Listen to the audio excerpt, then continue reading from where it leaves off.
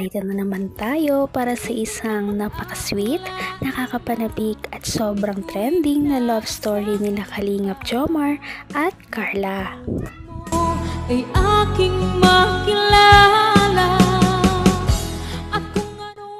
Para sa pagpapatuloy ng ating love story ay dito na nga natin masasaksihan kung magpapatuloy pa ba ang love story ni Kalingap Jomar at Ate Carla, dahil noong nakaraan nagkaroon talaga sila ng sobrang hindi pagkakaintindihan dahil nga medyo nabasted ni Ate Carla si Kalingap Jomar dahil nga medyo pagod lamang siya, ngunit hindi naman daw yun talaga ang gustong sabihin ni Ate Carla, at dahil dito ay parang mas lalo talaga silang nagkalayo at nagtampo din si Kalingap Jomar sa kanya. Kaya pagkatapos nga ng lahat ng ito, ngayon na lamang ulit talaga mabibisita ng Kalingap team si Ate Carla.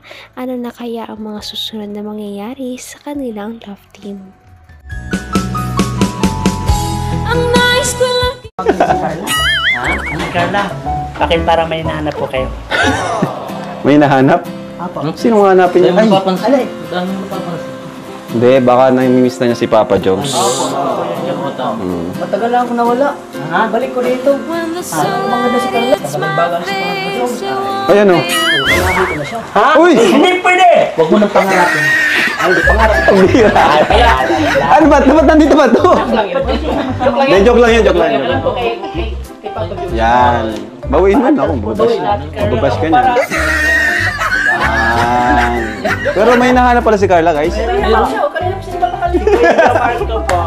Gusto natin yung Amy. Yung mata niya nasa labas, oh. Ha? Si Papa Joms siya. May miss me na. Miss me na. So, naku, buksan nyo nga na yan para di mag... Buksan nyo nga lang yan, ano? Buksan nyo. Yes. Sapatos ko. Ha? Sapatos. Saan ka magbubukas dito? Laptop yata ito. Upo kayo! Upo kayo! Buksan nyo! Buksan nyo! Ano kaya yan? Ano yan, bro? Ano yan? Upuan. Ano ba ang upuan eh? Ha? Dito ko yan. Sige po. Basta pa dyan na. Kanina po siya galing, kuya po. Dito po. Ito lang po ka. Ayan. Hala.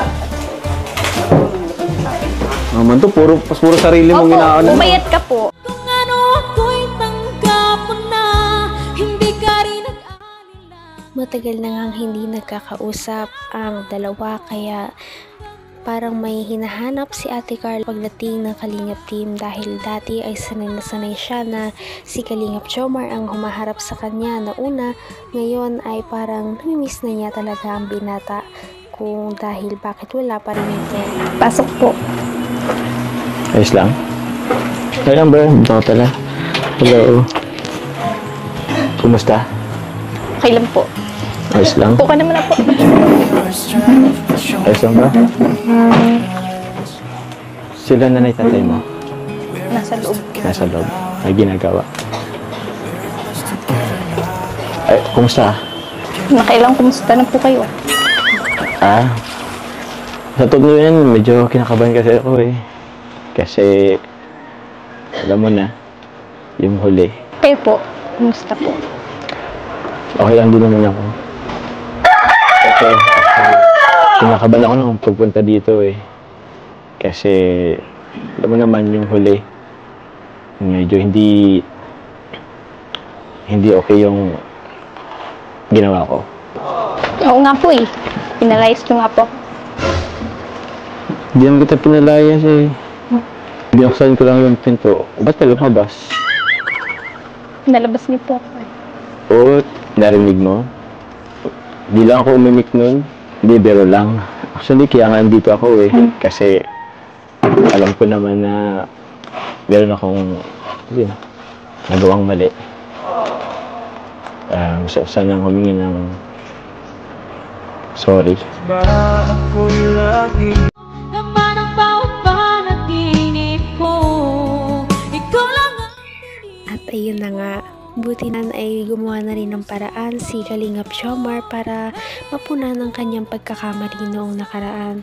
Dahil sa ating nakaraang video ay parang pinaalis ni Kalingap Jomar si Ate Carla dahil sa sakit na kanyang nararamdaman dahil sa pang-mabasted nito.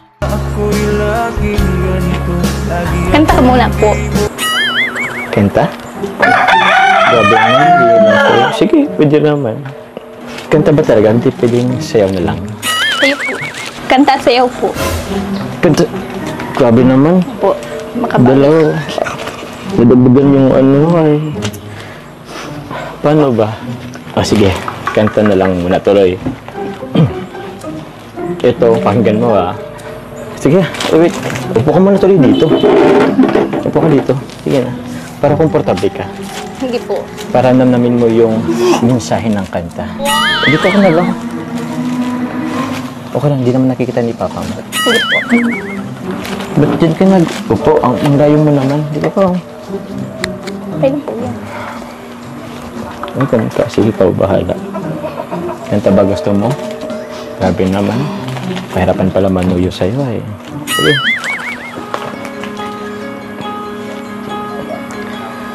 Muli ay iyong pagbigyan, ako'y nagkamali.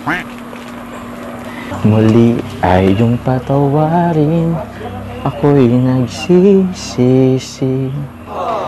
Alam kong ako'y nangakong di na mauulit pa. Ako'y nagkamali. Hanggang wakas ay tayo ng dalawa.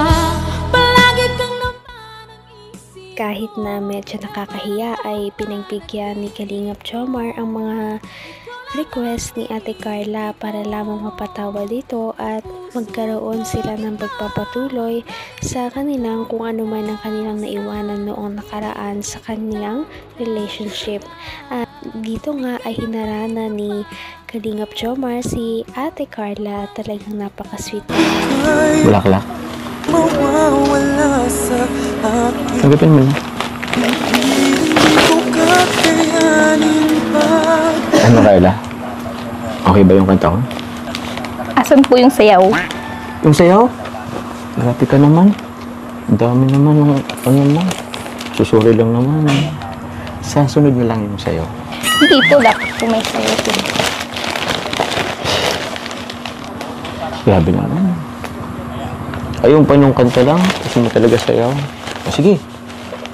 Dahil Boy Scout ako, prepared ako. Wait lang. Sure ka dyan sa request mong yan, Okay lang nag-ano si Camber. Amber, wag mo itong gagayahin, Kaya ko mahilig ka mag-ano sa TikTok, Oh, ready ka? Huwag kang tatawa, Even though it seems I have everything, I don't wanna be a lonely fool. Oh, billions of expensive cars. Di pa, marami pang katugtungan. Even though it seems... Ba't kinatatawa? Isa pa. Even though it seems... Okay na po. Ah? Okay na po. Hindi pa. Nandiyan po si Papa. Papa mo. Tayo po. Sana. At pagkatapos ng kanta ay humirit pa si Kalingap Jomar ng isang sayaw. Talagang nakakatawa nga ang ginawa ni Kalingap Jomar dahil dito ay nag-aayos na rin naman talaga sila. At malalaman naman natin yan kung talaga magpapatuloy sila sa ating susunod na mga video. Sana nga ay bumalik na sila sa dati. Patindi na ng patindi ang mga pangyayari sa kanilang love story. Kaya naman sobrang dami talaga ang kinikilig sa kanilang love story at palaging nag-aabang. Kaya naman sana ay magkatuluyan din ang dalawang ito, si Ate Carla at Kalingap Jomar. Sana din ay patuloy natin silang subaybayan at suportahan para magpatuloy pa ang kanilang love team. Paniguradong hindi lamang ito ang ating aabangan dahil marami pang mga susunod na kilig moments na mangyayari sa kanilang dalawa. Yun lamang at maraming salamat sa panonood. Bye!